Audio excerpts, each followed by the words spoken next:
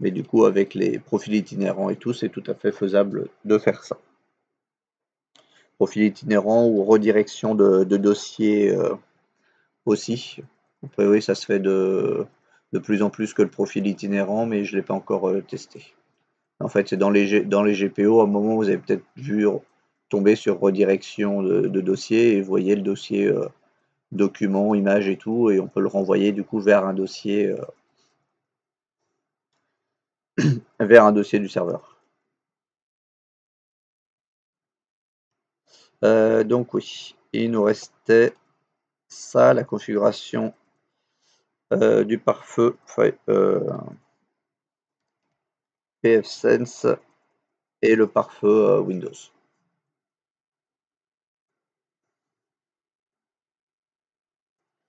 Ouais.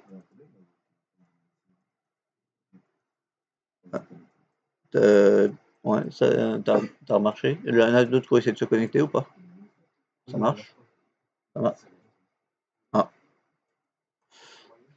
Alors, je vais venir voir.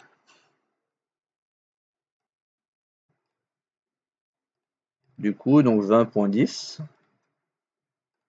Et j'y accède. Normalement, je devrais y accéder à partir d'ici. 20.10.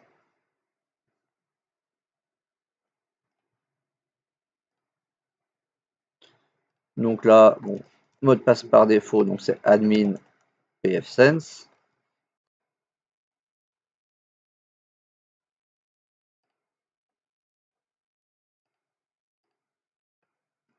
Donc bon, soit vous faites le petit setup, soit vous le passez.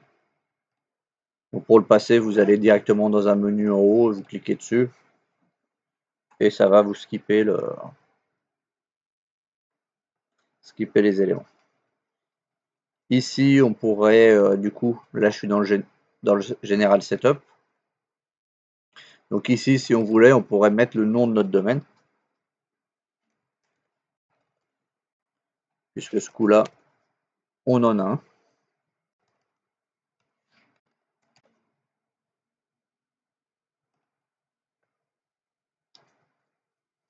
Éventuellement, on peut rajouter le DNS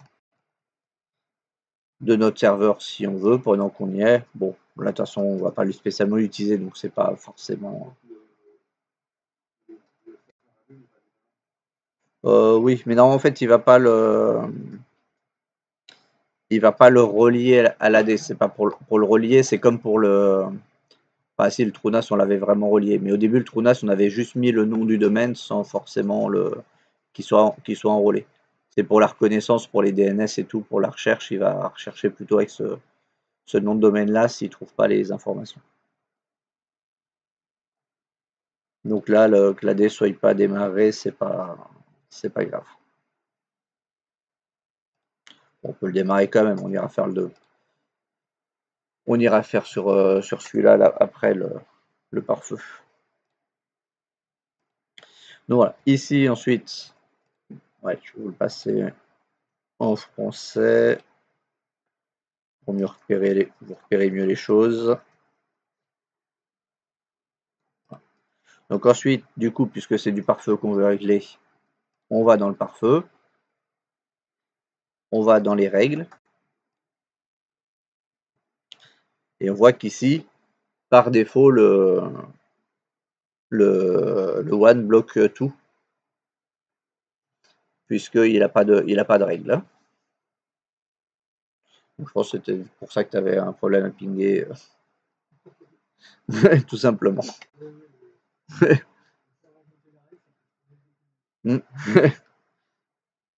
Donc là, on va ajouter une règle. Alors, on reprend déjà qu'est-ce qui était demandé.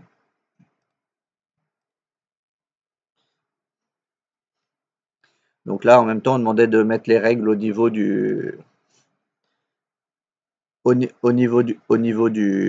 LAN. Sauf que du coup, là, si ça rentre, ça passe par le WAN, donc c'est au niveau du WAN qu'il faut le bloquer.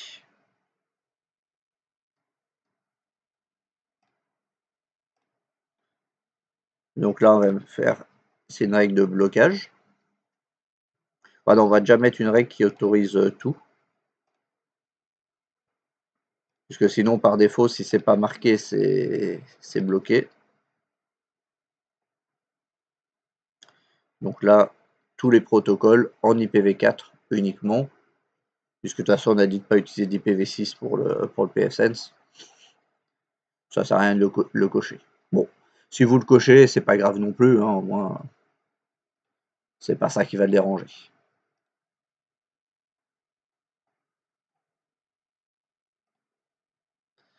Et maintenant, là, on rajoute une règle pour donc le TCP, non, pour le FTP, j'ai dit. Oui. Le FTP, donc c'est du TCP, puisqu'il vise un ordinateur précis. Il n'envoie pas des données. Il se connecte à un ordinateur précis. Donc source, toutes les sources. Et à destination, des adresses du LAN. Donc comme ça, il fera la différence si on a plusieurs, on a LAN, LAN 2 ou autre, il fera la distinction. Il bloquera que ce qui est dirigé vers une adresse qui se trouve dans le LAN. Si ça se trouve une adresse qui se trouve dans la DMZ ou dans le LAN 2 ou sur une autre interface, les E, ça ne sera pas bloqué. Donc là, on précise du coup la destination pour dire qu'on veut bloquer vers un point.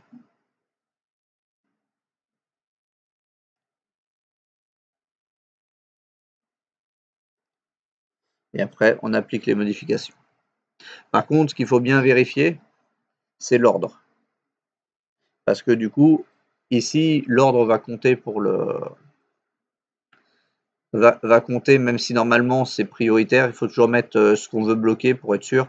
Il faut toujours le mettre le plus haut, surtout s'il y a une règle qui dit après ouvre tout.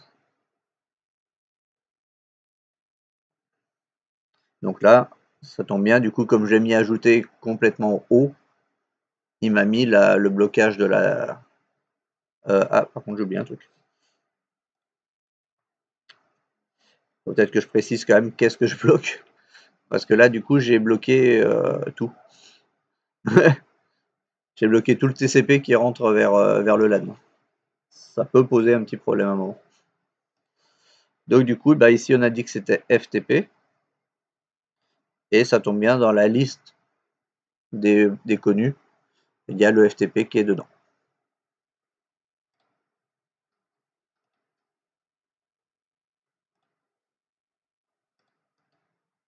Et donc on peut le reconstater que maintenant, si on relie la règle, c'est toutes les destinations, puisque c'est une étoile, toutes les sources et tous les ports de source, l'adresse vers les adresses du LAN, le port 21, et peu importe la passerelle par laquelle ça passe.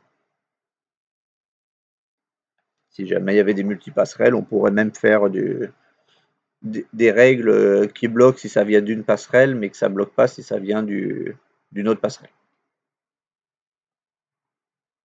Mais là, c'est des cas un peu différents, c'est adapté en fonction de l'environnement réseau exact. Donc voilà. Là, ça c'était pour bloquer le FTP entrant vers le LAN. Maintenant, après, la deuxième règle, on peut la faire soit dans en fonction de comment on la fait, soit on peut la faire dans le LAN, soit on peut le faire dans le WAN, en fonction de comment on rentre les éléments. Bon, là, on va la mettre dans le LAN. Donc, on va ajouter, et c'était le 3389. Donc là, je bloque TCP, source,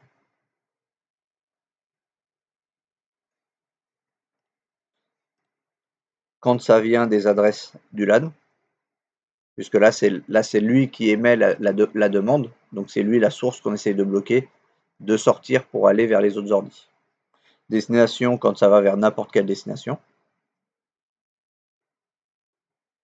Et on précise que c'est quand ça vise le port 3389, qui est le ici identifié en MS RDP. Puisque le Remote Desktop Protocol, à la base, ça a été créé par Microsoft.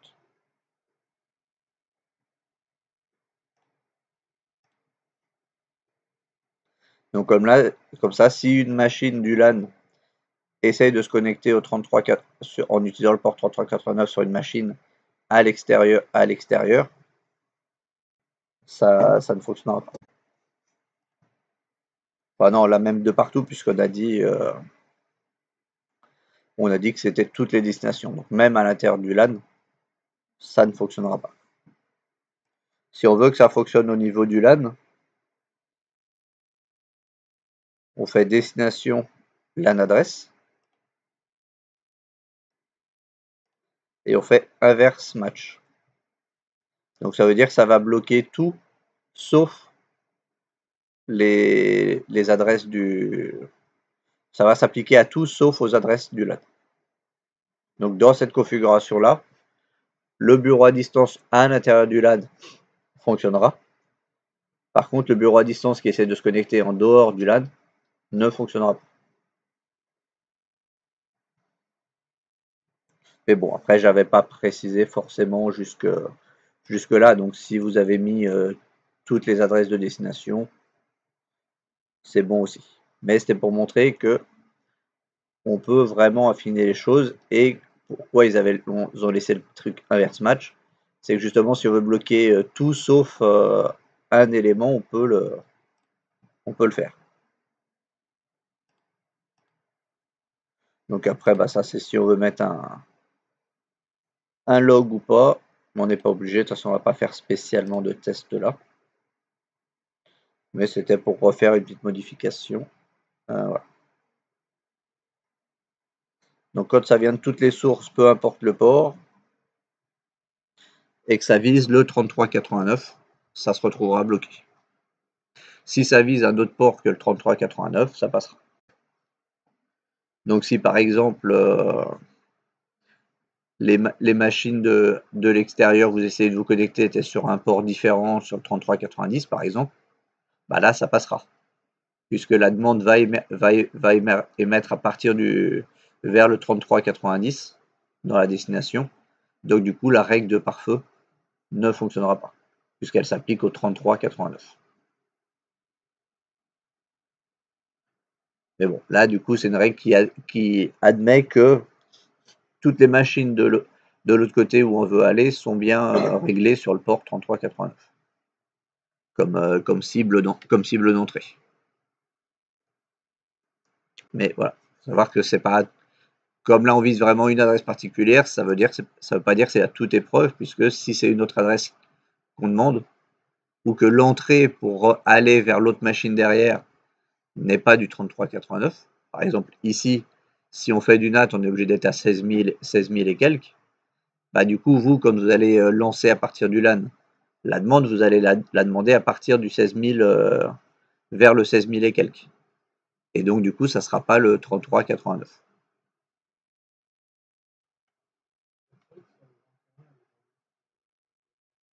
Hein?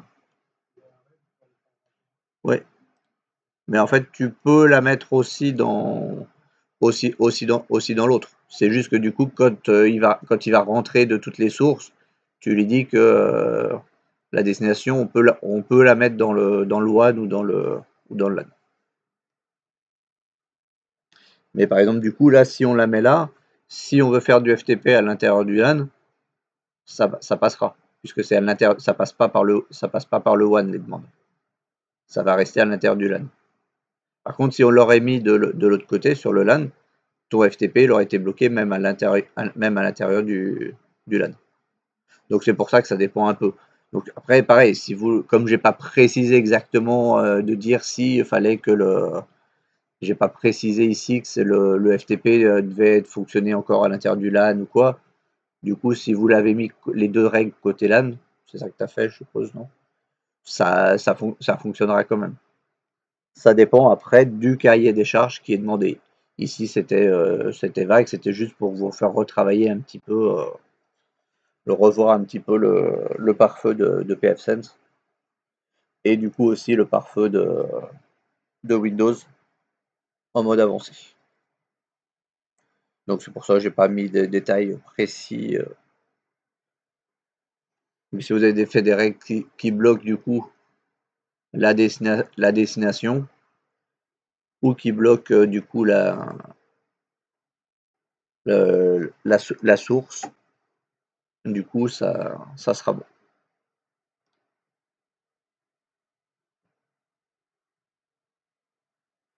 Donc voilà, ça c'était pour le pare-feu de pfSense. Est-ce qu'il y a des questions là-dessus?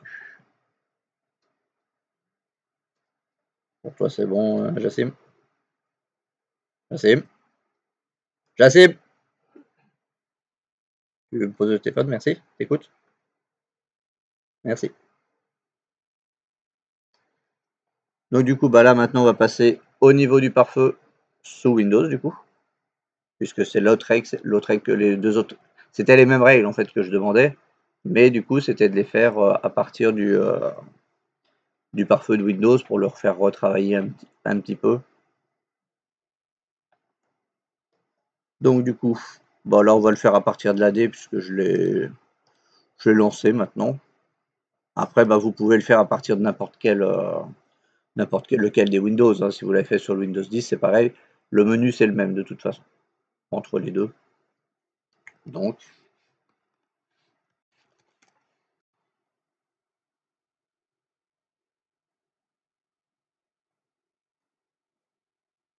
bon, ça va être un propre bon. A priori, non.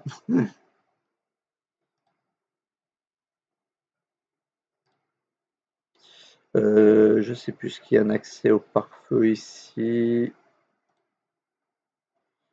Bon, ça ici c'est le pare-feu classique. Donc nous c'est pas celui qu'on veut, nous on veut celui avancé. Donc soit vous êtes ici, vous pouvez faire paramètres avancés. Normalement du coup vous allez arriver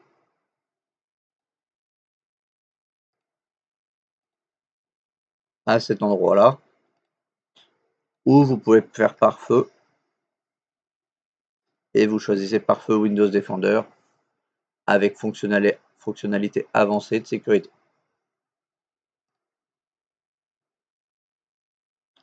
Et donc vous arrivez au même point pour les deux.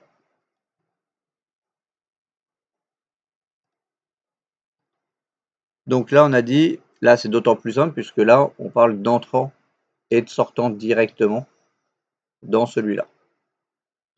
Donc du coup on a dit qu'on bloquait le 21 en entrant. Donc du coup on va dans le profil entrant. On fait une nouvelle règle. Donc soit en faisant un clic droit, soit en allant sur nouvelle règle au bout.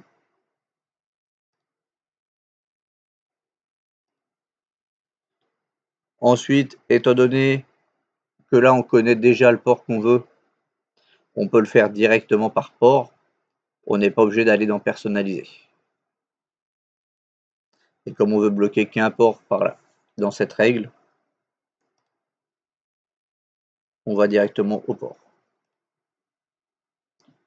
Après, on choisit si c'est du port TCP, UDP, et on précise quel port on veut bloquer. Donc là, en réalité, on pourrait très bien, si on souhaitait, en une seule fois, bloquer, non, parce que l'autre c'est en sortant, donc on ne peut pas faire les deux. Donc on choisit le port, 21. Hein? Oui, c'est ça. Là où on peut faire des groupes de ports, comme c'est marqué dans l'exemple en dessous, 5000-5010. Donc il va bloquer tout de 5000 à 5010 inclus. Et on peut cumuler les deux à la fois. On peut faire comme l'exemple qui dit en dessous, 80,443,5000 à 5010, en adaptant ce qu'on veut bloquer. Après, c'est pour s'y retrouver. C'est pour ça qu'on fait souvent plusieurs règles différentes. Mais si c'est compatible et tout, et que vous indiquez bien après dans la description qu'est-ce que ça bloque ou qu'est-ce que ça laisse passer, vous pouvez faire en une seule règle.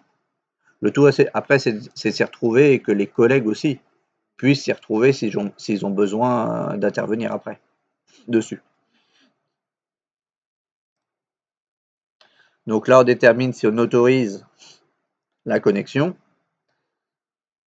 Si on l'autorise, la connexion que si elle est sécurisée, donc si elle est sous un VPN en IPsec, ou si on veut bloquer la connexion. Donc en l'occurrence ici, on veut bloquer la connexion. On choisit à quel profil on veut l'appliquer. Donc là, on l'applique à domaine privé public, quand on a un doute. Là, étant donné qu'on est sur le domaine, normalement, on devrait pouvoir mettre que le domaine.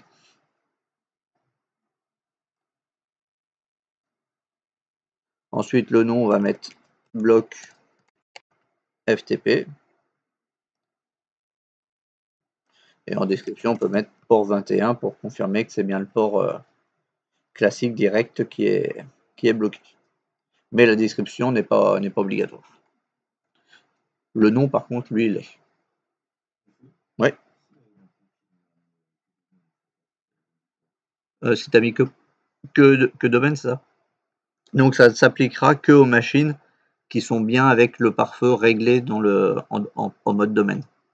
Si ta machine Windows 10, par exemple, elle est dans le domaine, mais qu'elle est réglée sur le profil public, bah du coup la règle ne s'appliquera pas à cette machine-là, puisqu'elle n'est pas sur les mêmes réglages de pare-feu. Hein? Bah parce que justement, si les règles doivent passer et tout, c'est qu'elles puissent s'appliquer aussi au profil public et privé.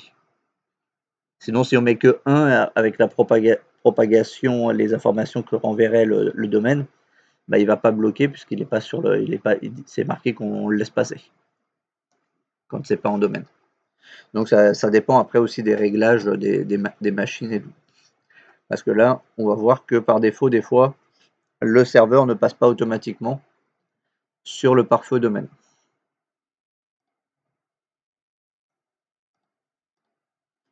Donc voilà, là, en entrant, du coup, on a bloqué le FTP.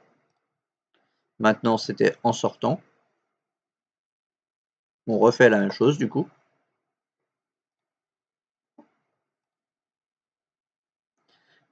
Ici, du coup, on l'applique au 3389.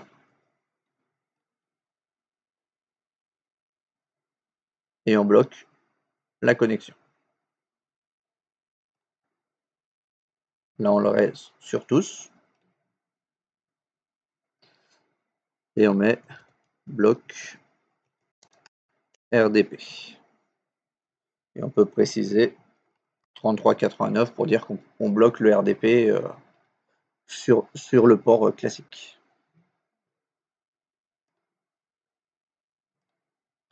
Voilà. Et donc normalement, si vous avez fait comme ça, du coup, ça se retrouve bloqué.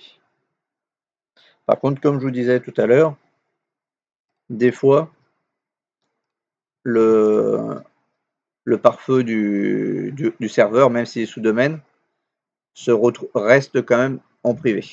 Il passe pas forcément automatiquement dans le réseau avec domaine. Hein? Après, tu peux faire des GPO pour renvoyer et forcer à se connecter. Mais sur le serveur, du coup, il y a une façon de le faire. Il y a deux façons. Donc, il y en a une qui fonctionne des fois et pas l'autre. Donc, le plus simple, si on veut être sûr, normalement, mais celle-là ne fonctionne pas toujours, on désactive la carte et on la réactive. Mais des fois, il ne veut pas quand même.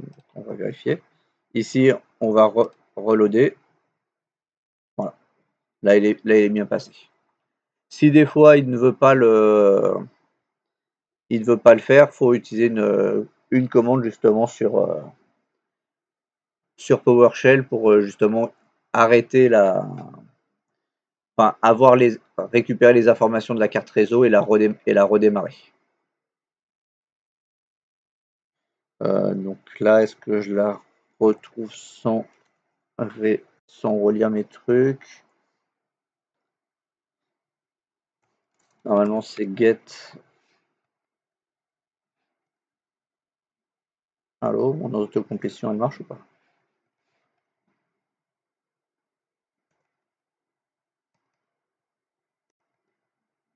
Net adapteur. Non, c'est ça. Bon, je vais la réviser pour l'autre fois, mais j'étais presque sûr que c'était get net adapteur. Mais je sais pas, c'est bien, on dirait que mon autocomplétion, elle marche pas en fait. Parce que normalement, il y a de l'autocomplétion. Hein?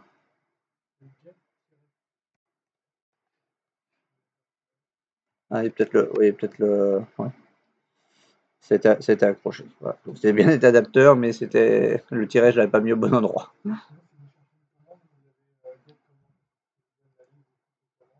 Ouais, de toute façon, ça va revenir. Après, il y a les get alias aussi pour avoir les alias de commande et tout. Mais ça, on va y venir quand on va faire le script. Là, c'était voir si je me souvenais de tête. Et après, normalement, c'est le pipe.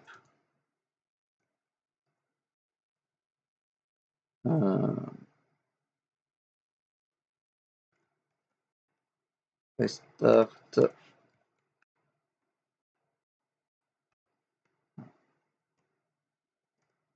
Bon, je la retrouve pour la prochaine fois. J'ai un trou. Jamais, je la connaissais bien, mais là, j'ai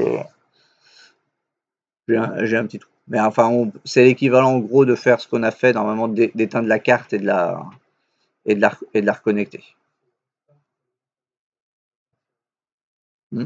Ah, pourtant, c'est parce que j'avais commencé à taper.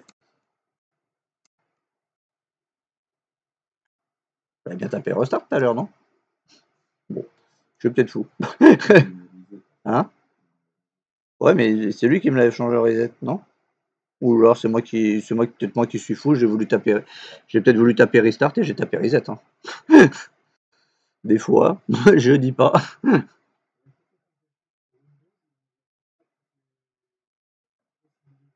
Mhm. Ouais.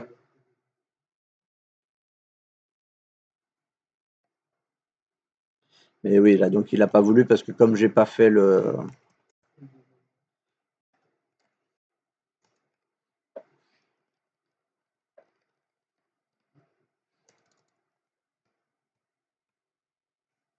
Ouais, donc lui, il aime pas faire des autocomplétions quand il y a déjà des trucs derrière. Euh,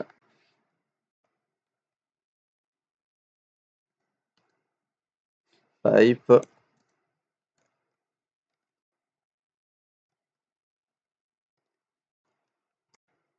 start, net adapter.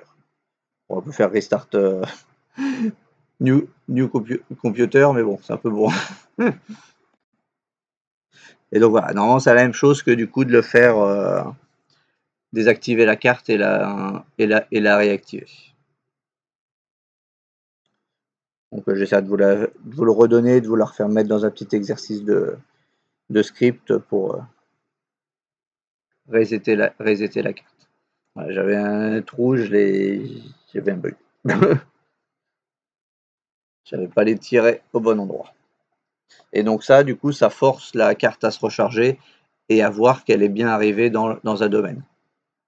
Même juste un redémarrage n'a pas suffi puisqu'on était dans le privé et la machine avait bien été redémarrée plusieurs fois depuis qu'on était dans le domaine.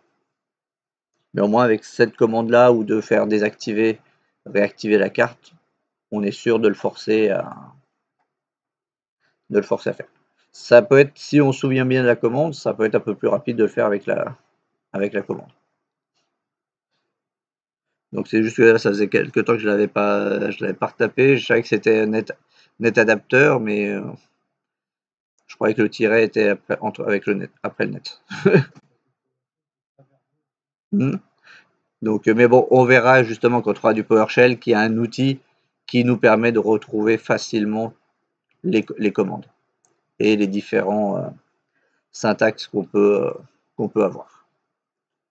Non, j'ai prévu ça la semaine prochaine, fin de semaine prochaine, je crois, les scripts, commencer les scripts, au début, je sais plus.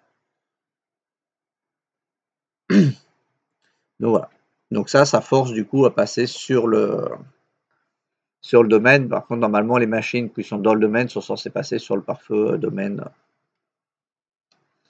directement. Après, sinon, on peut faire vraiment des GPO qui permettent de forcer le pare-feu. Je ne sais plus exactement où elle est, mais normalement, ça c'est faisable. On lui dit non, toi ta machine, elle doit être sur le pare-feu domaine. Et on peut leur appliquer des règles aussi directement via GPO. Comme ça, on est sûr que toutes les machines ont bien les mêmes règles partout. Sauf éventuellement pour une machine ou un utilisateur, on peut dire toi, tu n'as pas les mêmes réglages parce que tu vas avoir besoin de te connecter à certains endroits que les autres n'ont pas droit. Donc pour toi, tu peux avoir un réglage différent.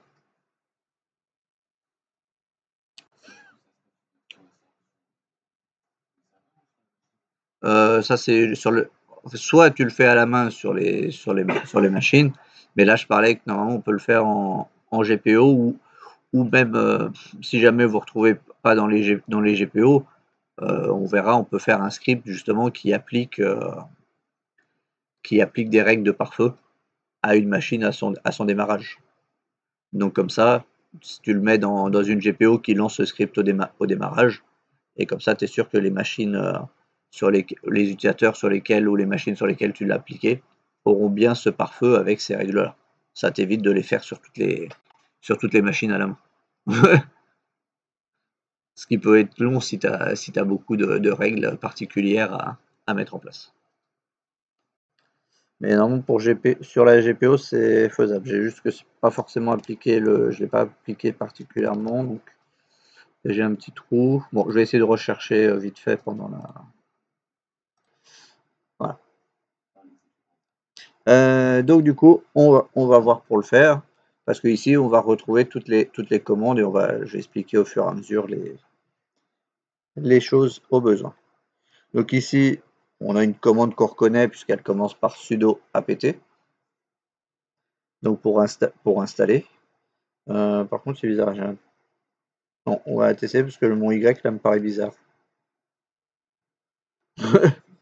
Ça passe. Bon, souvent, c'est plutôt à la fin qu'on met le Y. On ne le met pas forcément avant le install, mais bon, a priori, ça marche quand même. Qui va permettre de relier à la D. C'est pas installé de base. Et ça installe également des éléments communs de Samba pour faire la liaison de certaines informations. Donc du coup, on prend ça. Je vais me connecter du coup en SSH, ça sera plus propre, plus pratique. Donc SSH-P22, ça c'est pour remontrer la commande si on veut préciser un port. C'est "-P" pour préciser un port. Donc normalement, il aurait reconnu le 22 par défaut, mais ensuite SRV 192.168.20.3, si je ne me suis pas trompé d'adresse. Je me suis peut-être trompé. Ah non, c'est parce que c'est pas celui-là qu'on veut. De toute façon, c'est. Bon, de toute façon, il n'y a aucun des deux qui a été démarré, donc ça aide pas. Donc là, je vais le faire sur l'Ubuntu desktop, mais après, là, c'est la même chose sur l'Ubuntu serveur.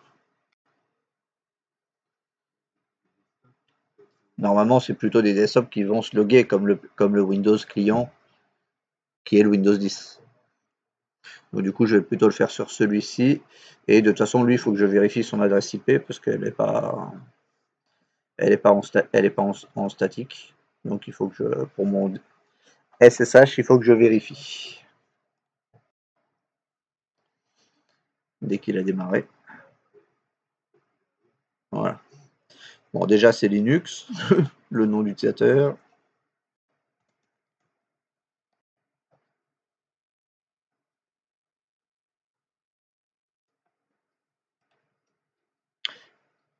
Si l'AD il était bien démarré, c'est bon pour le.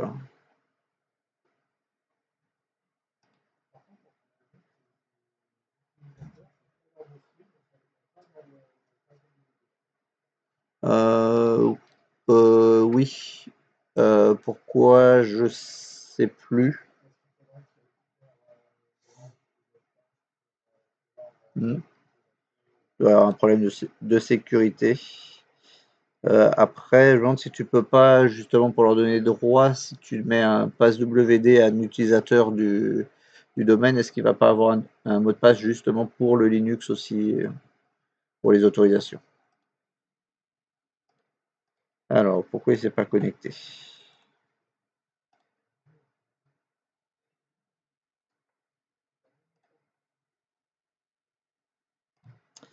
que mon AD il est bien démarré?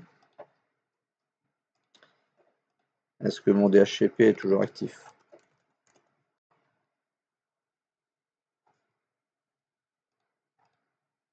Parce que si le DHCP ne fonctionne pas, on va avoir un problème de jonction. Donc non, il est bien.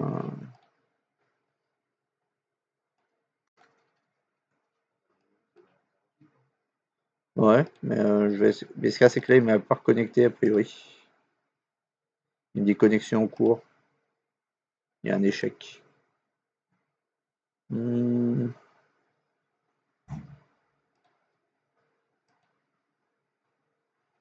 Normalement, ça passait avant. Il est dans LAN. On a bloqué juste 389.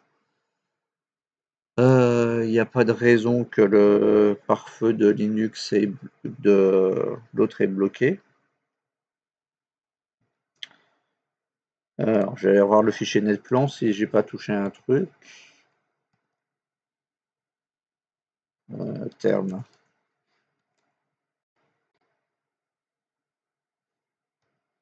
cd / etc/ netplan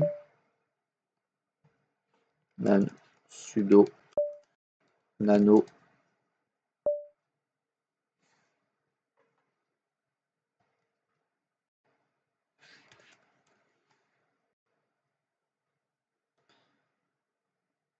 donc ça c'est code, c'est on le fait par l'autre, donc c'est le 50.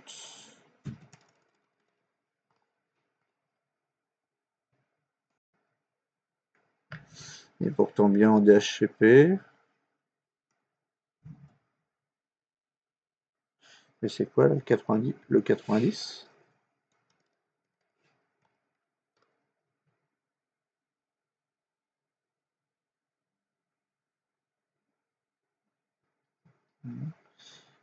Pourquoi je ne connecte plus?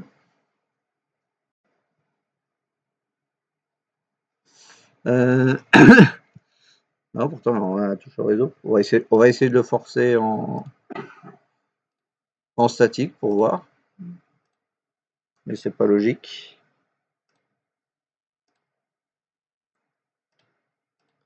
Donc sur 92.108 20.128, puisque c'est ce qui avait été attribué avant.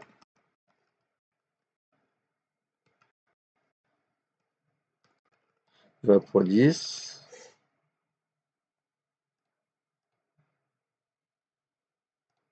J'ai compris qu'elle avait échoué la connexion réseau. Oui, mais elle avait été donnée à lui. Là, du coup, je la passe en statique. Je sais que le DHCP, du coup, va pas la redonner.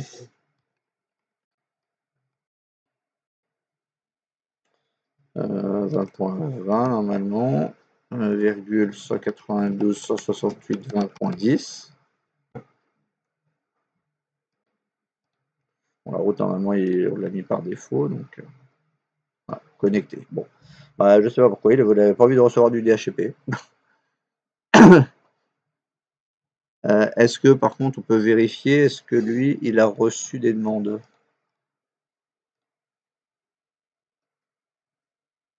Non, il n'a pas reçu de demande. Bizarre. Pourtant, il était bien démarré avant le Linux. Bon. Et je crois que le Windows, il l'a reçu en plus. Bon, on va voir. Donc c'est bon, on s'est connecté. Donc normalement, on était censé être connecté en DHCP. Bon, là, je sais pas pourquoi il a pas essayé de m'embêter, il a pas eu envie. Donc voilà, maintenant je vais pouvoir me reconnecter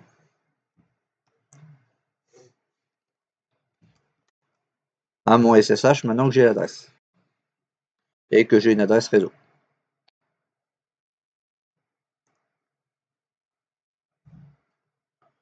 Oui, mais je crois que je l'ai pas installé le SSH dessus, donc forcément, puisque c'est un client, le client c'est pas installé automatiquement le SSH.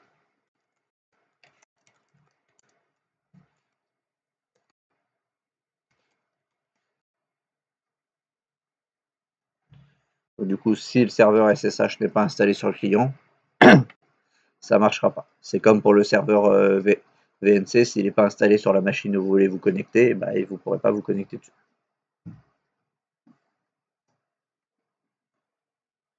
Donc voilà, maintenant ça devrait marcher mieux. Voilà. Quand on a les différents problèmes, ça marche mieux.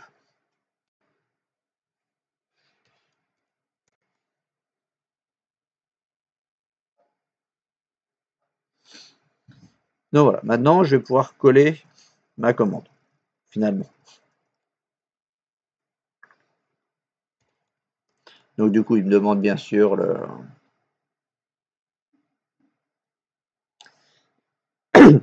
il me demande du coup le mot de passe.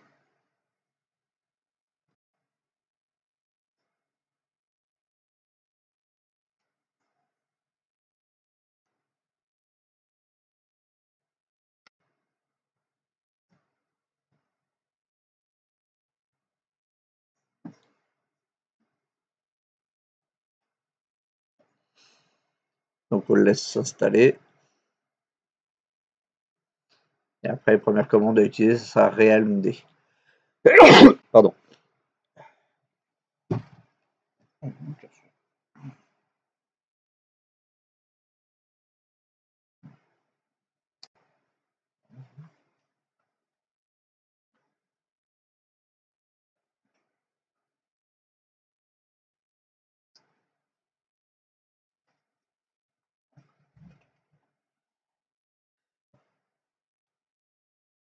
Donc bon, je pense que pendant ce temps-là, il a fini ça. Il a fini.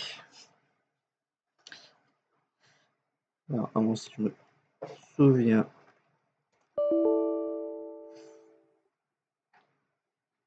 Non, c'est Disco.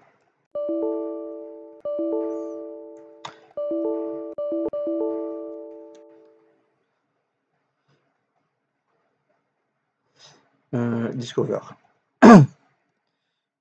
Realm Discover, en fait, il va essayer de voir les différents domaines qu'il trouve, qu'il arrive à contacter.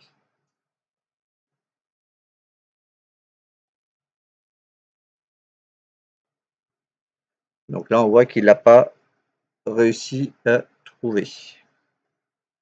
Ce qui est un petit peu étrange, puisque normalement, j'ai bien mis le DNS qui était au bon endroit. Sauf s'il ne me l'a pas pris correctement. Donc je vais aller vérifier.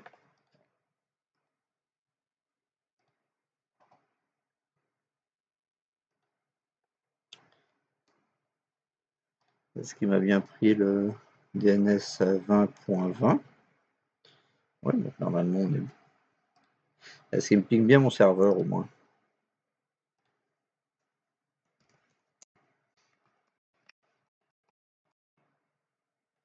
Ouais, donc il le ping. C'est bien qu'il est...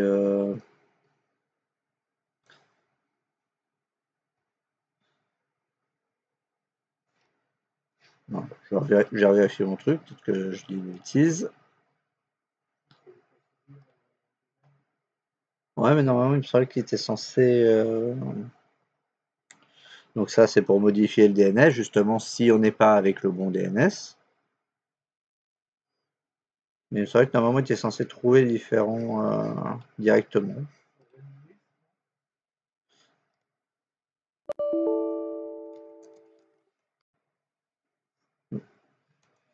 Et -v. Ça, c'est pour voir normalement ceux qui sont déjà configurés. Donc, bon, on va essayer Realm Discover en précisant du coup le domaine que l'on veut atteindre. Le "-v", lui, c'est juste pour avoir plus de détails sur sa réponse. Donc, on voit qu'il l'interroge au LDAP.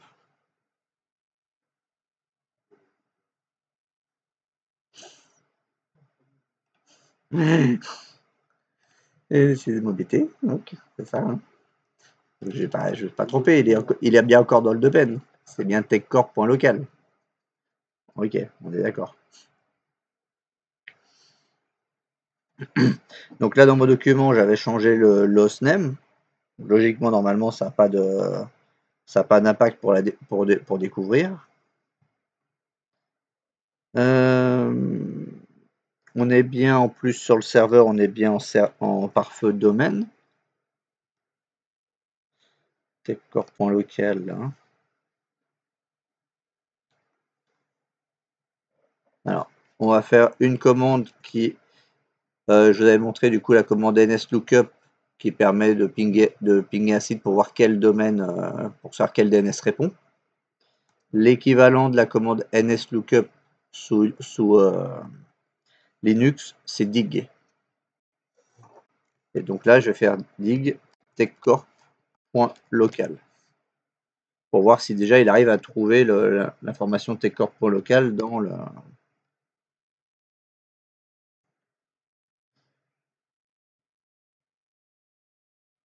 Donc a priori, il ne le trouve pas.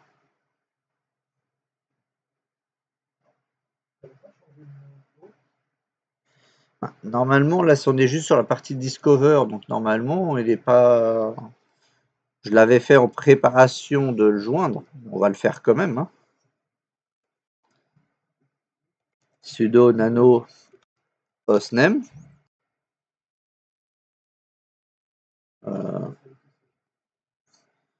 Si je mets le bon chemin, ça marchera mieux. /etc/hostname. Donc je vais le renommer en linux.techcorp.local.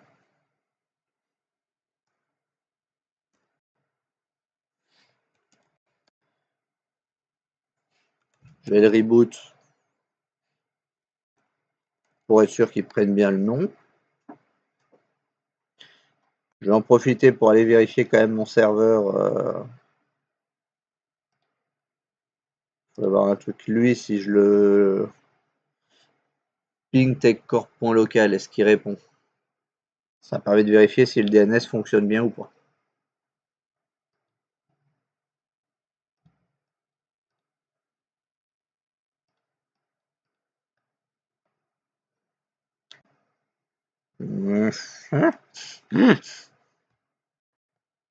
Allez. Ah, c'est la machine qui a répondu. Si. Non, c'est VMware qui a répondu. J'ai réussi à le faire saturer. Je pense que j'ai réussi à le faire saturer. Pourtant, l'autre jour, j'avais lancé plus de machines que ça. J'ai même pas le serveur Linux qui est lancé. Ouais, mais l'autre fois, je l'avais aussi, l'OBS. Là, j'ai demandé gestionnaire de tâches. Ouais. Ouais, pas particulièrement plus chaud que ça. Je pense qu'il a été pire. Non, il a décidé de m'embêter, c'est tout. Ah, ça y est.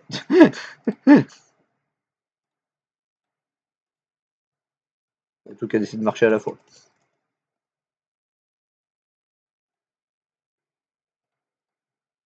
Donc, on va jeter un œil au gestionnaire de tâches quand même. La mémoire est bonne, c'était le processeur qui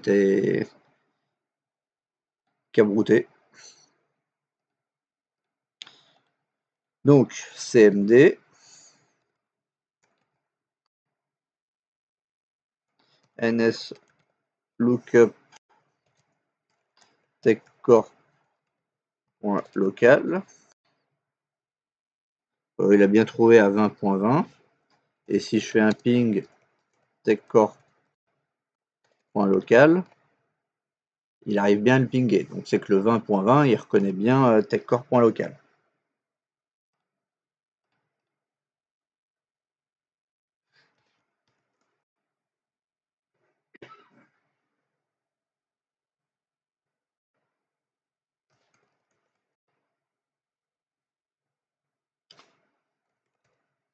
Donc je réessaye la commande.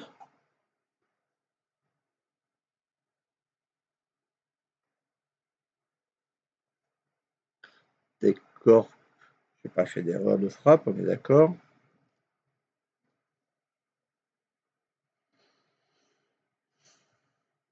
Et si je fais ping techcore.local,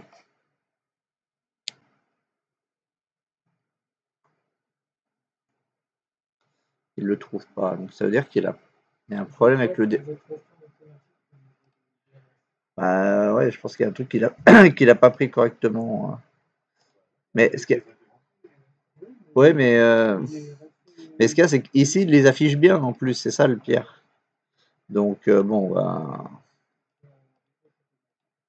Ouais, mais je peux pas, il me laisse pas le décocher en fait.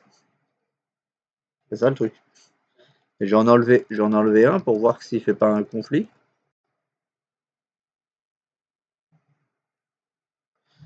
La route, normalement, elle va bien par le 20.10. 20.128, il ping bien le 20.20.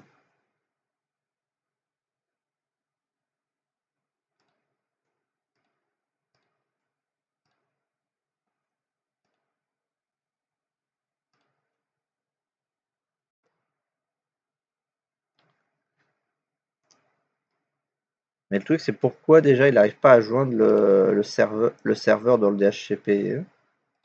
Je vais essayer de retenter une nouvelle fois de le passer en DHCP pour voir.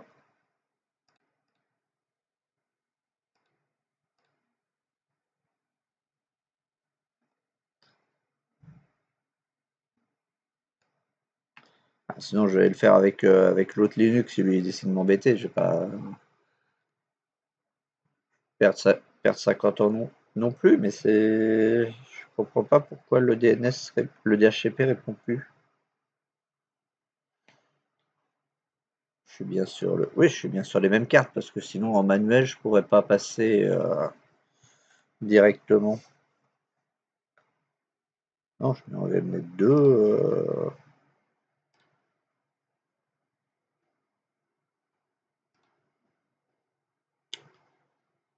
Qu'est-ce qui pourrait le bloquer? Non, il y a un truc qui.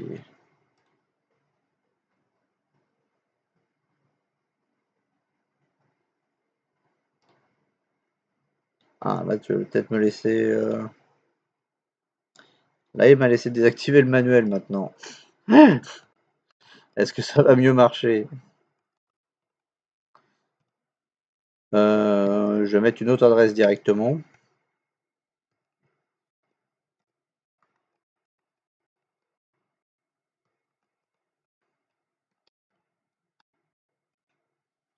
Le délai c'est 20.10 et là il n'est pas marqué en automatique.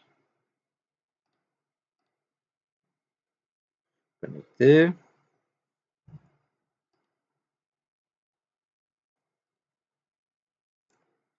Et bah lui forcément oui. Et plus sur la même adresse donc forcément le SSH il aime pas. Donc SSH Linux 192.168.20.150 j'ai mis normalement. Yes.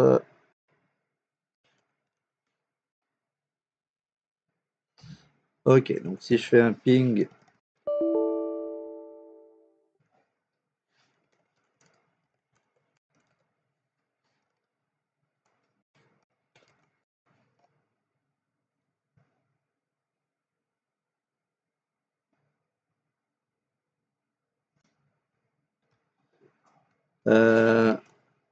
Tranet. Ok,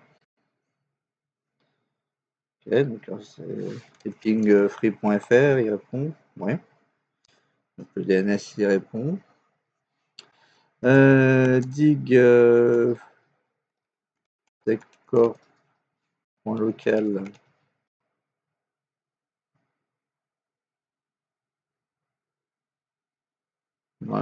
Si, là, il a bien trouvé. Il y a bien le INA, donc il a bien trouvé le TechCorp. Et si on réessaie maintenant une dernière fois sur celui-là.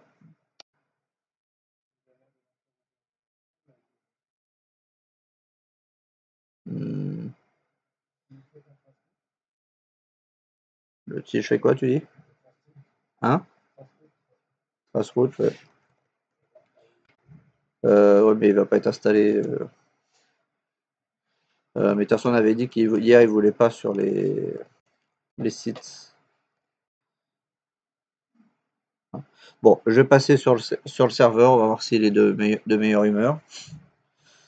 Parce que là, ça m'agace. Je vais pas perdre trop de temps, j'essaierai de voir si je trouve une solution tout à l'heure. Mais j'ai pas envie de perdre trop de temps non plus.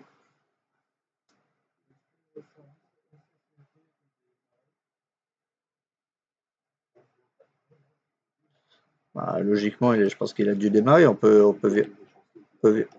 vérifier. Hein.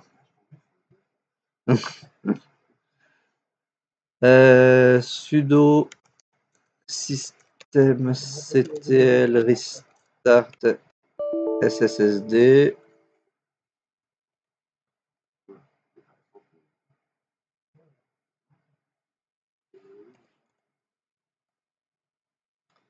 Et si je regarde son statut,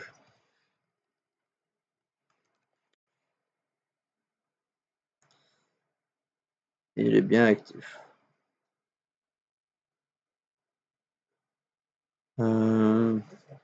Pourquoi condition unmeets?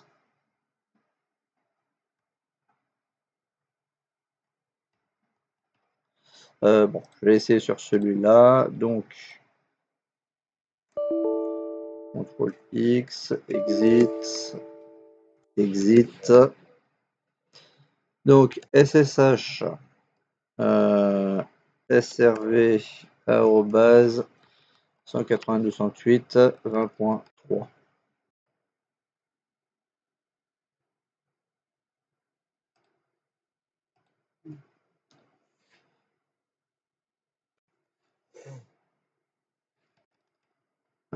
Oui, si.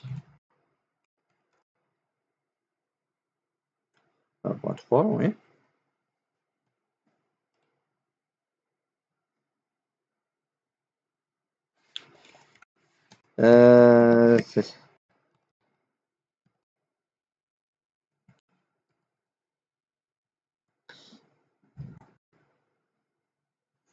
Essayez de m'embêter.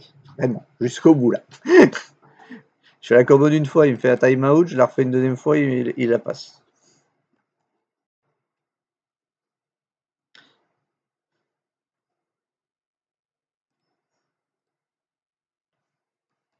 Donc, je vais aller recopier mes éléments. On recommence.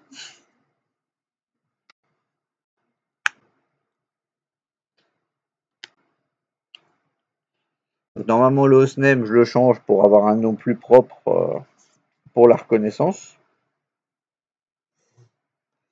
Mais non, c'est pas ça qui nous pose un problème pour normalement pour les Realm Discover.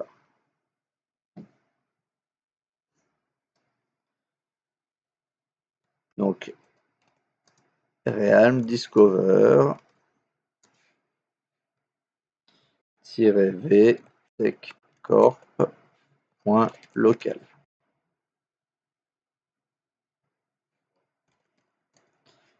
On va essayer autrement.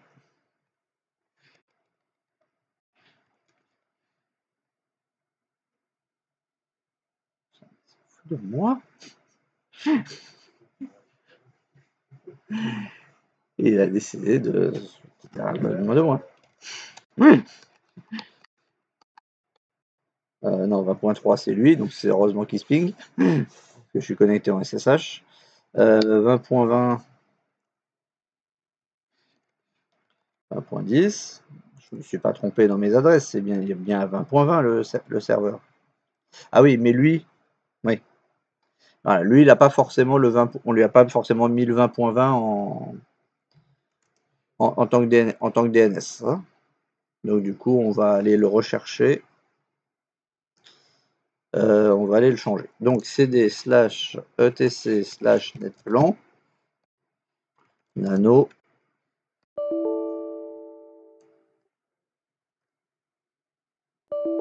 sudo nano. Voilà, lui, en name server, il a 20.2. Donc le 20.2 ne peut pas connaître le techcore.local. Et la route, bon, elle passe par le. Elle passait par le 2, mais bon, ça à la limite, c'est pas bien grave, c'est pour appliquer les règles. Donc maintenant, netplan sudo netplan apply. En tapant bien, ça marchera mieux. Ok. Et donc maintenant, on essaye.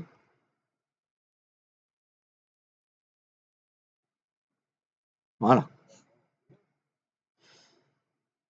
C'est pour ça que j'ai dit bien régler toujours le DNS vers le serveur qui le connaît. Bon, quand la machine a décidé de ne pas nous embêter, comme l'autre Linux, qui est censé avoir le bon DNS, mais qui ne veut pas le reconnaître quand même, mais qui n'arrive pas non plus à reconnaître le DHCP du serveur. Donc il y a un autre truc derrière qui lui plaît pas. Donc voilà, normalement vous êtes censé du coup arriver sur ce menu-là où il a détecté notre réseau et dit qu'il faut tous les paquets qui sont indiqués. Et il a reconnu que c'était de l'Active Directory derrière. Comme lui, il interroge en LDAP, si c'est pas un directory qu'on essaye de rejoindre, il va détecter que c'est pas un Active Directory, il va mettre LDAP à la place. Donc en réalité, on pourrait avoir installé que le Realm, Realmd à la base dans les fichiers, dans les programmes d'installation, et après il aurait été chercher les autres éléments à cet endroit-là. Mais si vous avez la commande, autant tout installer tout de suite, c'est fait.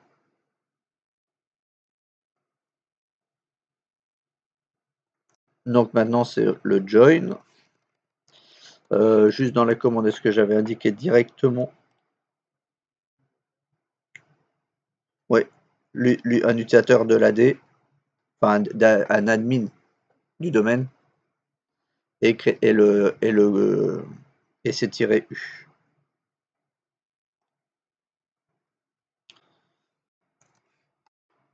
Je vais laisser le nom de rupture élevé, pas besoin. Donc là, je mets administrateur, par exemple. J'aurais pu mettre Charlie, puisque Charlie est admin du domaine. Bon, tiens, on peut le faire, on va le tenter. Le tout, c'est que ça soit un admin du domaine qui ait les autorisations pour gérer des éléments du domaine. Donc, on lui met son mot de passe. Si.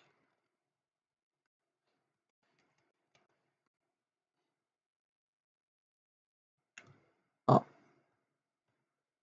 Bon, on va essayer administrateur alors. Mais normalement.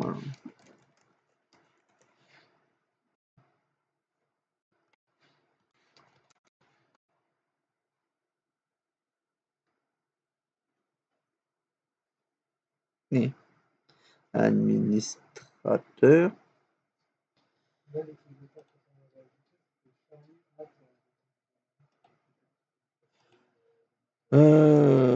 On va essayer, mais normalement il y a les autres fois ils me parlent pas. Après ils ont peut-être changé quelque chose aussi. Hein.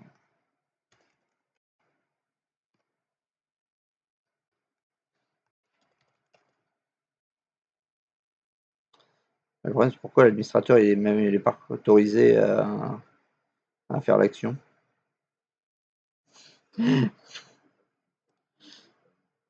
Donc Discover, ok. Fichier netplan, on a bien mis la D, il n'y a rien de. Il n'y a rien de plus. Alors, on va essayer autre chose. On va mettre juste join.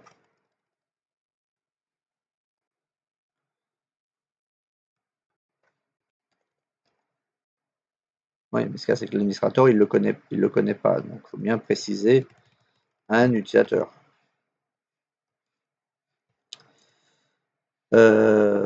Tiens, administrateur.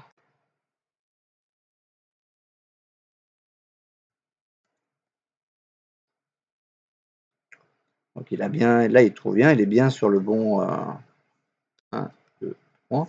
Ou alors c'est bon. 1, 2, 3.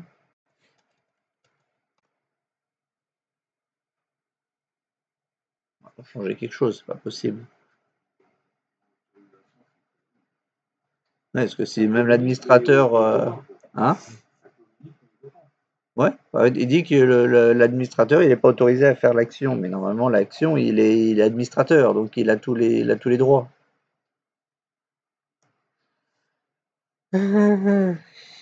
Alors, tac, tac, tac, tac. On va essayer de rechercher parce que là, ça m'agace et des fois, je peux être mauvais perdant. J'aime pas quand il m'énerve trop. Surtout que je l'ai déjà fait et je l'avais pas testé il y a quelques temps. Il n'y a pas si longtemps que ça non plus, je l'avais retesté, ça marchait. Il m'a pas embêté. Donc, qu'est-ce qu'il pourrait ne pas trouver comme dans les droits? Est-ce que j'ai oublié un morceau? Est-ce qu'il y a une partie de la commande qui s'est pas bien installée au début?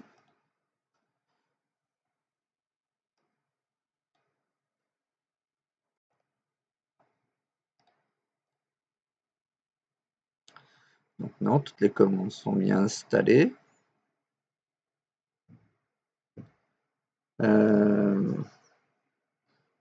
Sudo systemctl.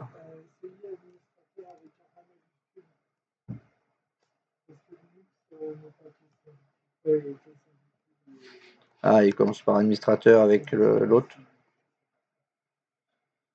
On va voir, on sait jamais. Hein. Non. Non, parce qu'il répond pas qu'il le trouve pas, il dit qu'il n'a pas autorisation.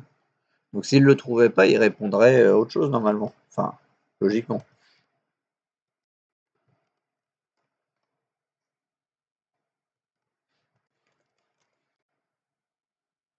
Non, il me répond la même chose sur un utilisateur qui n'existe pas.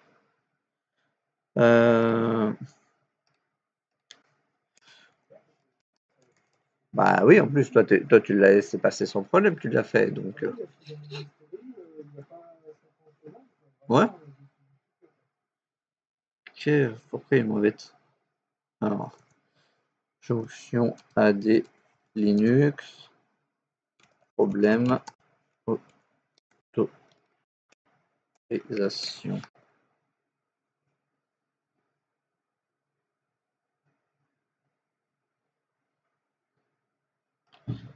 Alors, qu'est-ce qu'il nous dit Microsoft?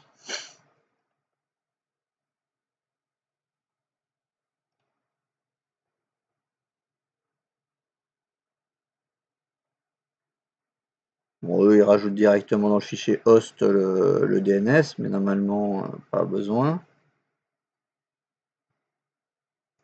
Parce qu'en fait, du coup, quand ils le mettent dans le fichier host, ils n'ont pas besoin de viser spécifiquement le bon DNS, on va lui donner le chemin directement dans le fichier host qui est lu en premier dans la liste. Bon, ça, de toute façon, maintenant, on a réglé le problème, il le lit. Il lit notre DNS. Hein.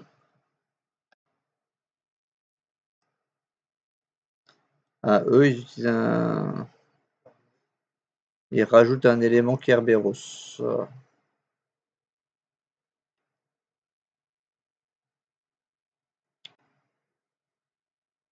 Bon, ils mettent le NTP. Alors, est-ce que j'ai un problème de ton? Time. Hein. Non, c'est pas time. Hein? Day. Det. Donc 10 ah, 10 heures. Oui, mais c'est UTC. Donc UTC, il y a il y a une heure de moins. Donc ça colle. Le serveur, lui, il est à quelle heure?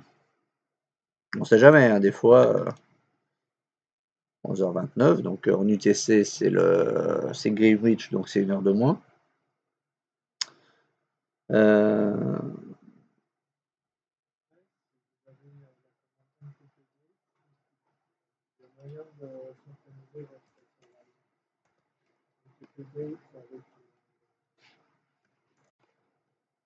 Non, il n'est pas installé.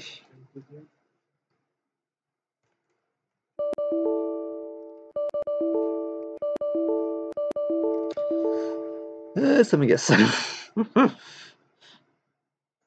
Ça m'agace surtout que du coup, oui, je sais que les commandes sont bonnes puisque Willy il a suivi le tuto, ça a marché. Donc je vois pas pourquoi je vais essayer de recréer un administrateur, un autre utilisateur pour voir sur l'AD s'il y a quelque chose qu'il a mal reconnu.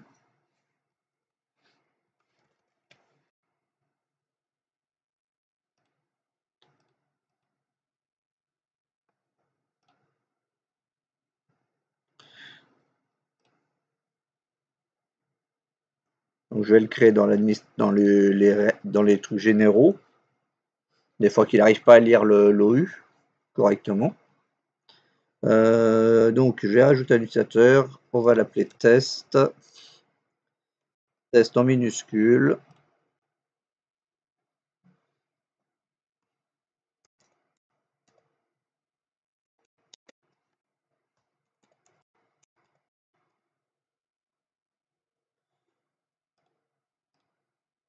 Le mot de passe s'expire jamais.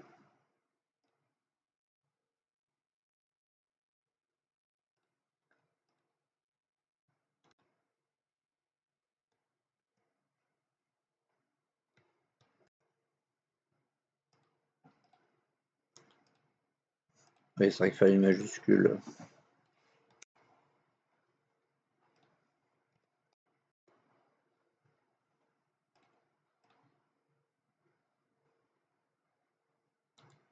Ah, j'ai pas 8. Ah.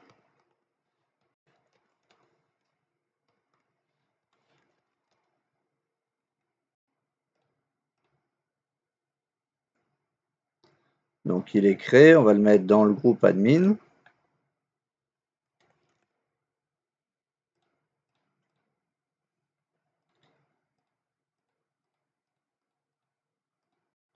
On va le mettre dans tous les admins.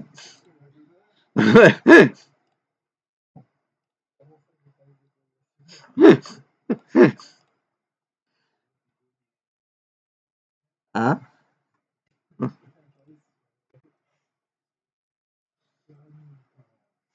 Donc,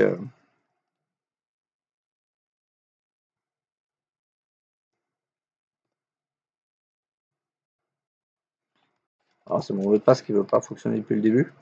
Non, pourtant. Bon, je sais pas ce qu'il a pas envie.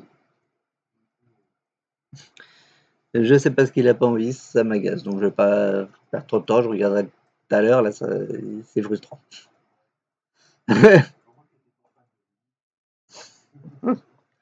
C'est un petit peu frustrant le truc là quand même.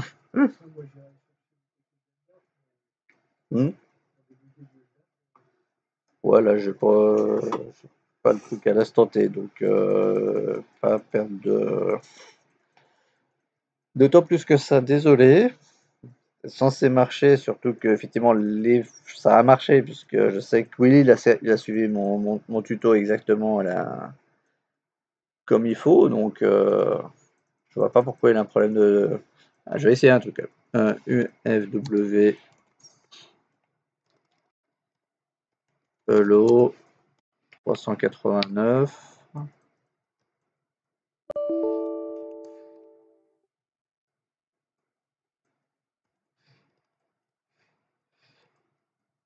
On sait jamais.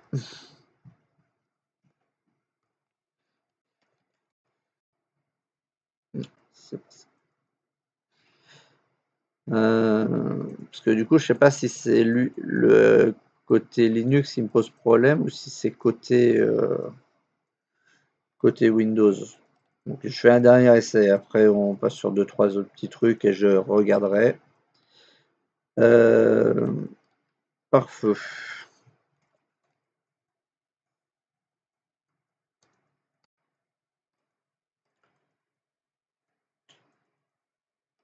On va couper le pare-feu pour voir si ça peut être un problème de pare-feu.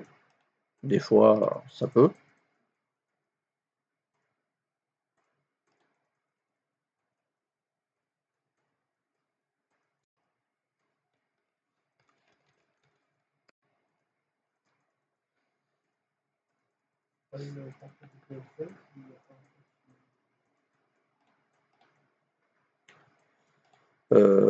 Peut-être, on sait jamais. Alors c'est le Windows qui l'a.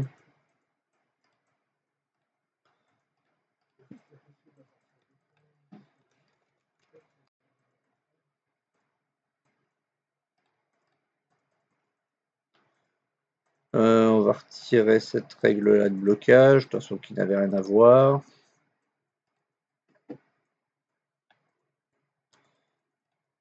Ajouter, autoriser tout.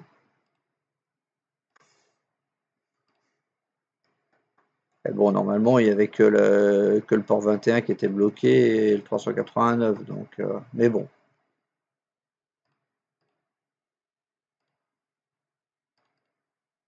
En plus, on est sur un réseau classique, donc normalement, il n'est pas censé y avoir de blocage.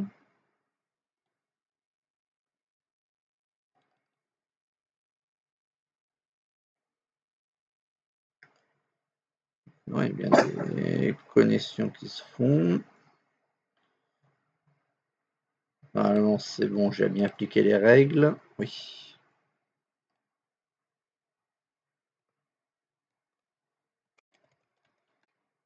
Non, il y arrive et il le passe, donc c'est pas le pare-feu qui le bloquait. Sudo UFW disable, ça permet de désactiver directement le pare-feu qui pouvait être éventuellement démarré et qui ne redémarre plus au démarrage. Mais bon, je pense pas là. Il y a un conflit quelque part, mais où Ping Tech local. Donc il le ping et tout, il n'y a pas le problème, il le trouve. Bon, je vais réfléchir parce que ça m'agace où je rajouterai un autre, où je mettrai je remettrai une autre machine de 0 complète pour voir, mais là ça m'agace. Surtout que du coup non, c'est pas un problème de qu'ils ont changé quelque chose puisque du coup il y a quelqu'un qui l'a fait et ça a marché, donc il n'y a pas 15 000 commandes pour faire la liaison. Si on est bien relié au DHCP. Donc bon, on va passer sur 2-3 petits concepts vite fait qui vont être plutôt en vidéo sur la théorie. Après, j'ai un petit de petits documents pour résumer ça. Comme ça sera fait. C'est donc ITIL et le RGPD. Donc ça, l'explication, c'est pas forcément ma spécialité à expliquer. Donc il y a un doc, j'ai déjà expliqué un peu je vais essayer d'expliquer les bases. Et après, du coup, ça sera plutôt une petite vidéo qui vont essayer de vous éclaircir ça. Et donc après, potentiellement pendant un questionnaire et pendant le jury, il peut vous être demandé de donner une petite définition de qu'est-ce qu'est-il, qu'est-ce que le RGPD. Il y en a qui ont déjà eu la question. Donc effectivement, là, c'est pas un truc où on va passer 3 heures non plus, parce que je ne saurais pas comment tenir 3 heures dessus, de toute façon. Mais voilà, c'est de comprendre le principe de ce que c'est. Parce que c'est que vraiment de la théorie, là, c'est pas un élément pratique, c'est pas directement de l'informatique. Là, on va être plus dans les questions que tu as pu avoir, du coup, si tu as fait les respects de la vie privée, les trucs comme ça. Tu l'as fait, je crois, hier dans le PIX, non? Je croyais que le deuxième rose, c'était ça. Bon, enfin, je veux dire, du coup, c'est vraiment de la théorique, des éléments. Et il y aura juste un truc aussi qu'on évoquera un moment, sur la gestion des déchets aussi, un moment. Donc du coup, d'accord. Donc du coup, on va hop ici. Donc doc et tuto, j'ai mis du coup ITIL RGPD. Donc on va commencer par ITIL, ça sera fait. De toute façon, on va faire les deux. Donc en fait, déjà, est-ce qu'il y en a qui ont déjà entendu parler ou qui connaissent qu'est-ce que c'est que ITIL? Hein? C'est effectivement des bonnes pratiques, mais dans quel domaine? Ça reste plus des bonnes pratiques pour un point un peu plus en particulier sur l'utilisation du matériel, oui, mais en fait c'est plus général, c'est en fait les bonnes pratiques pour mettre en place un bon service d'assistance informatique, notamment c'est lié à l'informatique, mais ça peut être appliqué après à autre chose. Mais là, c'était plus lié aux bonnes pratiques informatiques. Donc, sachant qu'à la base, c'est 5 livres de 250 pages à se bouffer si on veut vraiment tout connaître sur ITIL. Il existe des certifications et des formations vraiment spécifiques pour ITIL, pour plusieurs niveaux de gestionnaire ITIL. Donc, c'est des choses qui existent, c'est un métier à part entière. Si vrai. Bon, à mon avis, je pense que oui. Hmm. Ah, tu connais quelqu'un qui bosse là-dedans, ça? Hmm. Ouais. Bon, après, forcément, les choses ont évolué, mais je pense que oui, il n'y en a pas forcément des milliers qui ont les formations et les titres au niveau d'ITIL, quoi. Donc, parce que c'est vraiment ça qui va, toutes les aspects d'ITIL qui vont permettre de mieux gérer selon différents critères. Donc là, on est à la version 4 d'ITIL.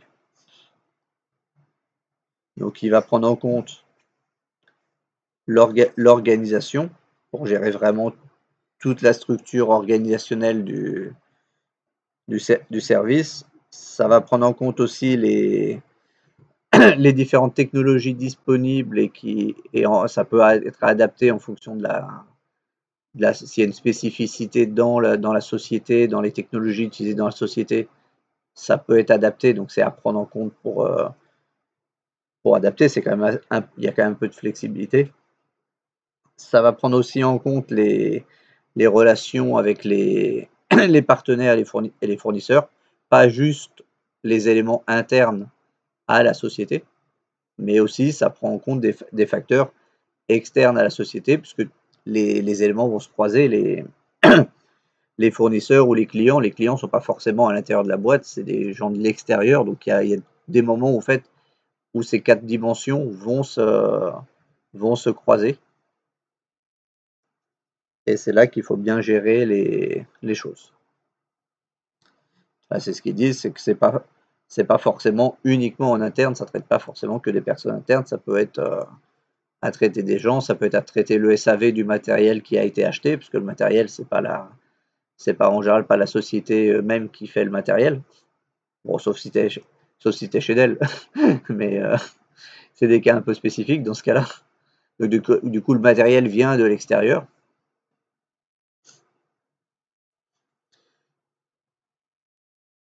Et du coup, après, qui va travailler sur le flux de travail pour analyser comment se passe le flux de travail d'une entreprise pour après pouvoir l'adapter et que ça soit plus fluide et plus efficace.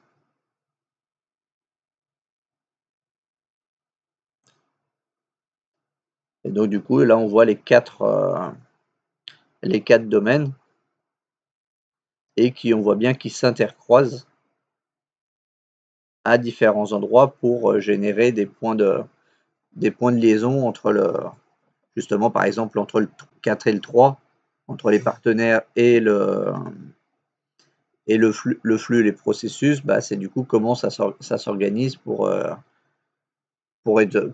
sûr, par exemple, de ne pas être à court de matériel si on a besoin de matériel pour du montage, pour faire des améliorations des machines, pour être sûr de ne pas tomber en panne, quels sont les meilleurs flux à mettre en place, les meilleures procédures. Donc tout ça, c'est des bonnes pratiques ITIL donne pour bien gérer ces différents facteurs. Et on voit que, enfin, dimensions, et après on voit qu'il y a plusieurs facteurs qui rentrent en compte dans ces dimensions.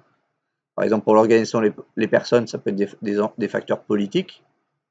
Si par exemple c'est une société où des fois le grand patron il est nommé par des syndicats ou par le gouvernement, des trucs comme ça, donc bah, du coup c'est influencé par la politique. Des facteurs environnementaux, juridiques, dans la gestion des contrats avec les fournisseurs par exemple, c'est pour ça que c'est placé à cet endroit-là. Des facteurs technologiques, sociaux, économiques qui vont impacter du coup le fonctionnement, et ITIL va permettre de pouvoir gérer ces différents facteurs pour garder une bonne optimisation normalement du service informatique. Donc normalement il y a une première règle qui est en général prise en compte par la plupart des services, c'est le point d'accès unique au service. Qu'est-ce que ça vous évoque quand je parle de ça? Un point d'accès unique.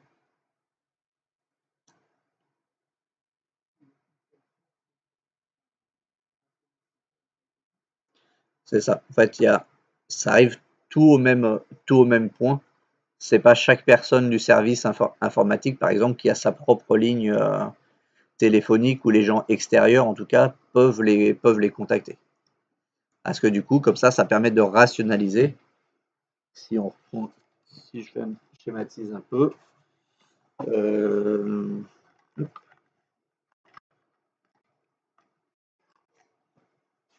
ici, vous avez des PC de clients, on va dire. On a des clients directement.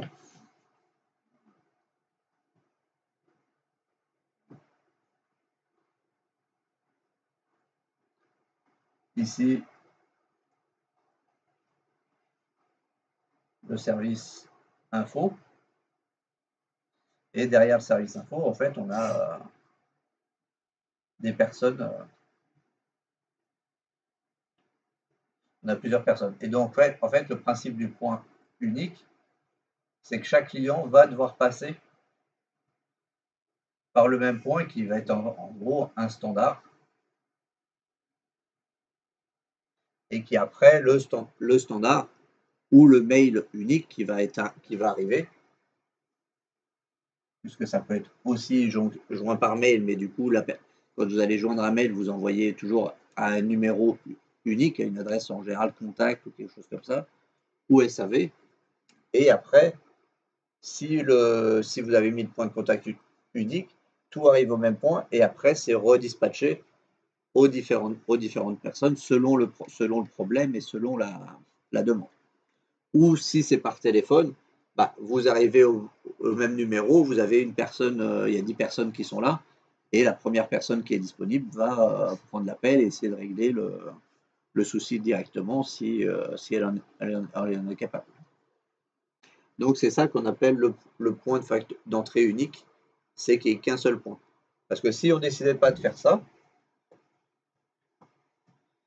bah, du coup, lui, il a le tel 1, il a un tel 2, un tel 3, et en fait, du coup, bah, les clients contactent l'un, lui, il ne répond pas, bah, du coup, il va contacter le 2, et ainsi de suite. Et donc, du coup, bah, ça se trouve, si lui, il est déjà en train de faire un truc, il a peut-être, et lui, il a peut-être pris un ticket qui est de ce client-là, mais du coup, le client est déjà en ligne avec le 2, bah, du coup, ils vont se croiser, ils vont faire deux fois le boulot. Donc, ça permet, et ça, en général, c'est fait dans la plupart des boîtes, le point de contact unique. On le voit bien sur un site internet. En général, il n'y a qu'un numéro qu'on peut contacter. Au pire, c'est le siège le siège de la boîte, et puis ils renvoient vers le bon service. Donc ça, en général, c'est un des points qui est le plus mis en place par rapport aux bonnes normes, dit-il.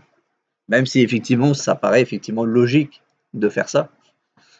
mais ça l'est peut-être pas toujours. Mais par contre, vous pouvez avoir des sociétés qui ne l'appliquent pas. Ça, c'est leur choix. Mais c'est juste que du coup, ils ont décidé de pas forcément appliquer les règles d'ITIL ou pas toutes les règles d'ITIL. C'est pas l'ITIL, c'est pas une obligation de les suivre. C'est juste des bonnes manières pour optimiser les coûts, la gestion, perdre le moins de temps et que tout se passe bien. Et donc, du coup, si ça se passe bien normalement aussi pour le personnel. Donc, il y a une meilleure qualité de travail pour le personnel aussi. Donc, voilà à peu près le principe d'ITIL. Là, c'est résumé. Donc, pour avoir des gains de temps, réduire les coûts, définir des rôles plus précis pour chaque personne pour mieux gérer plus rapidement du coup les choses. Si du coup vous identifiez que dans le service, il y en a qui sont plus spécialisés sur un domaine que sur un autre, du coup vous allez plutôt envoyer ces requêtes-là sur eux et ça libère de la place pour d'autres qui sont moins à l'aise sur ce problème-là, en fonction des spécificités, des spécialités des différentes personnes. C'est pris en compte. Du coup, normalement, il y a une meilleure satisfaction des utilisateurs. Et donc, du coup, après, une meilleure productivité. L'IT, le service IT fonctionne normalement après de façon meilleure. Et la relation, du coup, au client et la possibilité d'adaptation des demandes est plus simple. Donc voilà, ITIL prend en compte en fait tous les paramètres qui sont internes et externes à la société où c'est mis en place. Ça ne prend pas en compte que des facteurs internes et de la gestion interne de personnel. Il y a tout qui est analysé par les personnes qui mettent en place ou qui font des audits utiles pour améliorer les choses. Après, c'est peut-être à cause de ça aussi, parce que là, justement, j'ai constaté que ces derniers temps, quand on appelle des services clients ou quoi, maintenant, la plupart, on a quasiment plus de plateaux qui sont au Maroc ou autre. C'est l'impression que j'ai en tout cas. Ils sont plus revenus sur des trucs en France. Oui. Hein? Oui. Justement, j'ai vu apparemment il y a un Indien qui avait remplacé là tout son personnel. Hein? Ouais. Et apparemment, il dit que ça se passe très bien. Ouais. Pour lui, en tout cas, a priori, ça se passe très bien.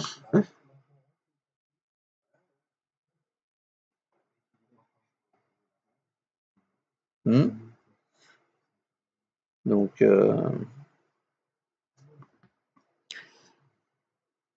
voilà. Alors, laquelle est pas trop longue? Est-ce qu'on a le temps de regarder une? 4,50, voilà, ça serait bien. Celle-ci, 10 minutes. Et l'autre, ça c'est si vous voulez aller un peu plus loin. S'il y en a que ça intéresse un peu plus. Bon, on va déjà mettre la petite vidéo là qui fait 4 minutes là. Avant d'aller manger, ça sera très bien.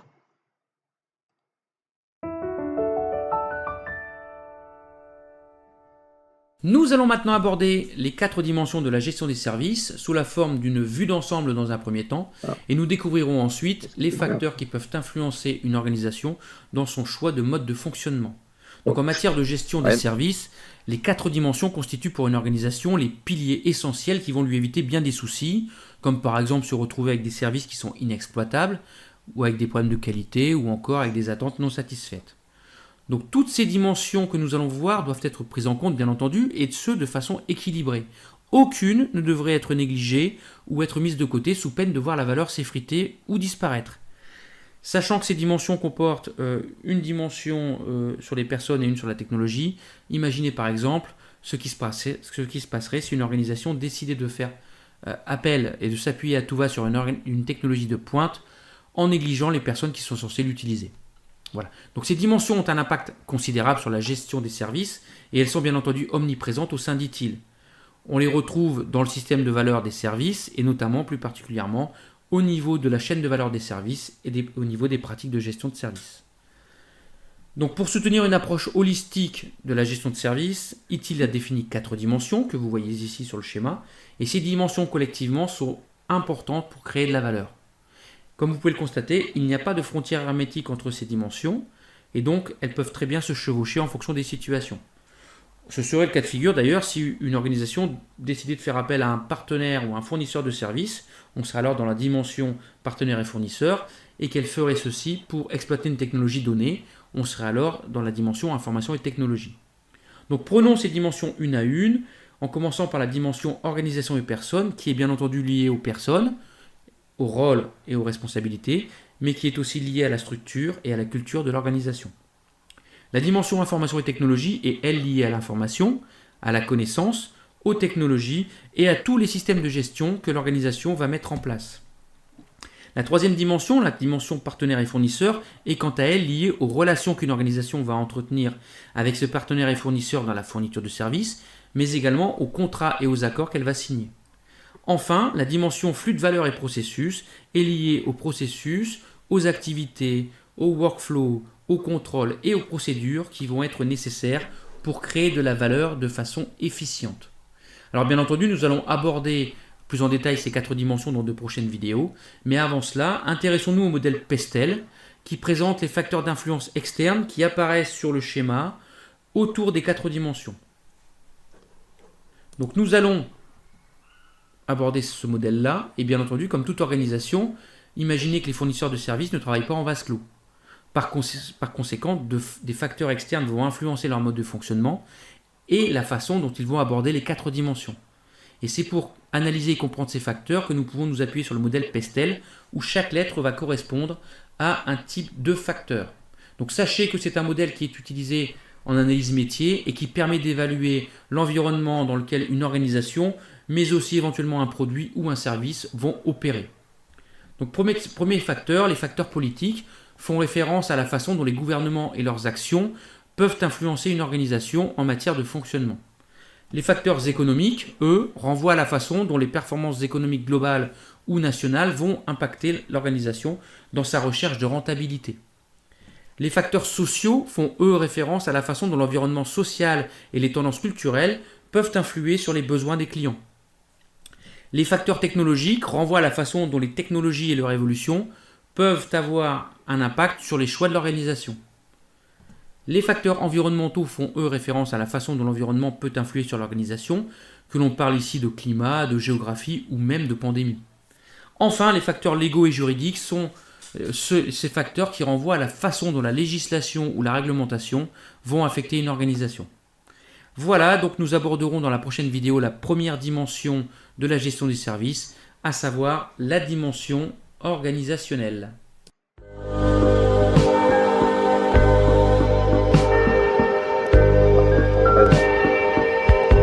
D'autres vidéos, mais c'est vrai que c'est purement théorique et c'est vraiment tous les facteurs qui peuvent influencer du coup le service de gestion, notamment informatique, mais comme il a dit, ça peut être appliqué à d'autres, pas forcément que à l'informatique, même si à la base ça avait été créé plus lié pour l'informatique. D'ailleurs, j'ai un trou.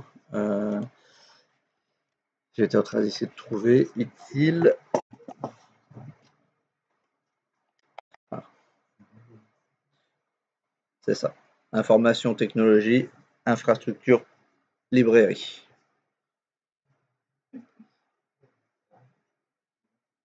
Donc c'est ça qu'il faut retenir, que du coup c'est les ensembles de bonnes pratiques pour améliorer et bien gérer un service informatique et qui est influencé par tous les facteurs qui soient internes ou externes. Ça ne prend pas en compte que les facteurs internes. Voilà. Donc éventuellement vous avez les 2 autres vidéos à rejeter un œil aussi. Peut-être qu'on regardera peut-être la moyenne, pas sûr. Mais voilà. Après, il existe d'autres vidéos, d'autres résumés sur ça. C'est pas forcément ma spécialité, ça. Parce que du coup, comme je vous dis, c'est vraiment un métier à part entière